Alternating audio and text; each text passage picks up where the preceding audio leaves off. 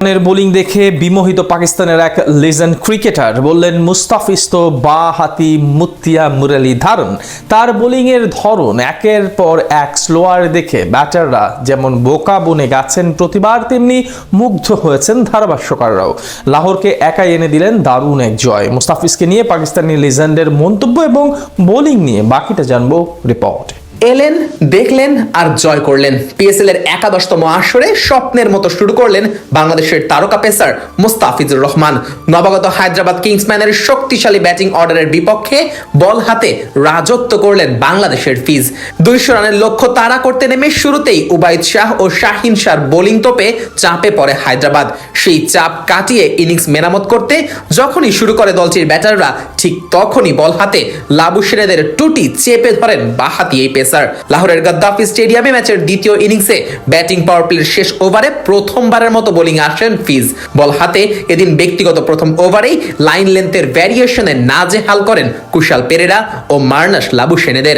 3টি dot ball আদায় করে নিজের প্রথম ওভারে 4 রানের খরচায় শেষ করেন সাতক্ষীরা থেকে উঠে আসা এই বিস্ময় বালক। ভালো বোলিং করলেও ব্যক্তিগত প্রথম ওভারে উইকেট শূন্যই ছিলেন ফিজ। তবে নিজে উইকেট না পেলেও ফিজের তৈরি করা আস্কিং রান রেটের চাপে পড়ে পরের ওভারেই সিকান্দার রাজার বলে আউট হয়ে সাজঘরের পথ ধরেন কুশাল পেরেরা।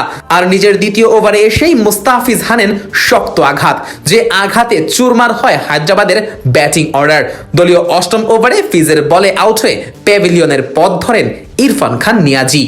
এরপর আর ম্যাচে ফিরতে পারেনি হায়দ্রাবাদ কিংসম্যান। লাহোরের পেসারদের বোলিং তোপে এদিন নির্ধারিত 20 ওভারে মাত্র 130 রানেই অল আউট হয়ে যায় লাবুশেনের দল। আর শেষ দিকে বোলিংয়ে এসে নিজের শেষ 2 ওভারে মাত্র 10 রান খরচ করেন ফিজ। ফলে 4 ওভারে 19 রানের খরচায় 1 উইকেট শিকার করেই থামে এবারের পিএসএল এর প্রথম ম্যাচে বল হাতে মুস্তাফিজের জয়যাত্রা। এই ম্যাচে নিজের প্রথম স্পেলে মুস্তাফিজ যখন বোলিং এসেছিলেন ধারাভাষ্য কক্ষে, তখন ধারাভাষ্য দিচ্ছিলেন বিশ্বের জনপ্রিয় সাবেক ক্রিকেটার কিংবদন্তি ওয়াসিম আকরাম ও জনপ্রিয় ধারাভাষ্যকার রমিজ রাজা। ক্রিকেট দুনিয়া যাদের পাণ্ডিত্য নিয়ে রয়েছে দারুণ সুখ্যাতি। বিশ্বকাপ জয়ী এই 2 ক্রিকেটার আজ মুস্তাফিজ বন্দনায় ছিলেন উন্মত্ত। কাটার, স্লোয়ার আর বৈচিত্র্যময় বোলিংয়ে মুস্তাফিজকে লঙ্কান কিংবদন্তি মুতিয়া মুরলীধরনের সঙ্গে তুলনা করেন রমিজ রাজা। হায়দ্রাবাদের ইনিংসের 6ষ্ঠ ওভারের প্রথম বলে মুস্তাফিজে ভরসা রাখতে বলেন বর্ষিয়ান এই ধারাভাষ্যকার। নিজের পরের ওভারে উইকেট নিয়ে রমিজ রাজার বক্তব্যকে যথাযথ সম্মান জানান কাটার মাস্টার। আর বাহাতি পেসার হিসেবে মুস্তাফিজের সাম্প্রতিক ফর্মকে বাহাবা জানান ওয়াসিম আকরামও।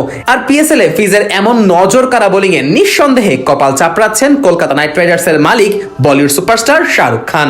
চলমান এই আসরকে ঘিরে বাংলাদেশি ভক্ত সমর্থকদের মাঝে পর্বতসম আগ্রহ দেখা যায় সাম্প্রতিক দিনগুলোতে। কেননা প্রথমবারের মতো পাকিস্তানি এই লিগটিতে ডাক পায় 6 জন টাইগার ক্রিকেটার।